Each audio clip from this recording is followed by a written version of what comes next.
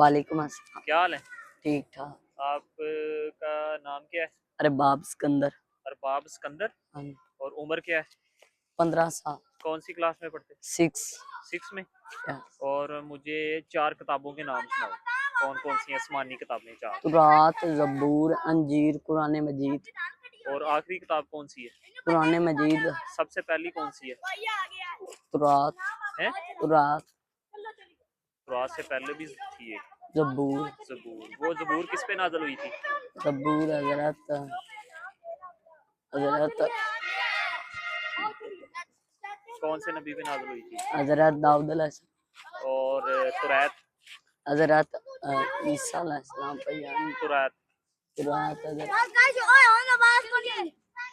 तुरैत किस पे? याद नहीं आ। अंजील? अंजील हजरत ईसा अलैहिस्सलाम पर। कुरान पाक? हजरत मोहम्मद रसूलुल्लाह।